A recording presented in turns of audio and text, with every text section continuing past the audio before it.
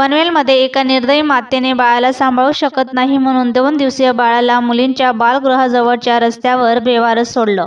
सोबत एक इंग्रजीत लिहिलेली चिठ्ठीही ठेवली. ही घटना शनिवारी सकाळच्या सुमारास घडली असून या घटनेने परिसरात खळबळ उडाली आहे. मिळालेल्या माहितीनुसार नवी मुंबईच्या पनवेल शहरातील तक्का विभागात असलेल्या स्वप्नालय या मुलींच्या बालगृहाजवळ फुटपाथवर 2 दिवसाचं नवजात अर्भक सापडलं.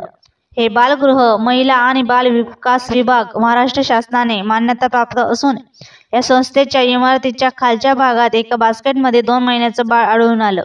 स्थानिक नागरिकांनी दिलेल्या माहितीनुसार रात्रीच्या सुमारास हे बाळ कोणीतरी ठेवून गेल्याचं म्हटलं जात आहे. बास्केटमध्ये अर्भकाबरोबर सॅरेलक कपडे आणि एक इंग्रजीत लिहिलेली चिठ्ठीही सापडली. या चिठ्ठीत मी माझ्या बाळाचा सांभाळ करू शकत नाही, माझी आर्थिक परिस्थिती वाईट आहे, मानसिकदृष्ट्या मी सक्षम नाही, माझ्या बाळाची हेळसांड होऊ नये त्याची काळजी घ्या, भविष्यात मला बाळाला भेटता आलं तर नक्की भेटेन, कृपया मला माफ करा असे लिहिले होते. ही घटना लक्षात येताच पनवेल महानगरपालिकेचे अधिकारी व कर्मचाऱ्यांनी हे अर्भक ताब्यात घेतलं असून हॉस्पिटलमध्ये दाखल केले आहे. सध्या बाळाची प्रकृती ठीक असल्याचं सांगितलं जात असून पनवेल पोलीस बाळाच्या आईचा शोध घेत आहेत.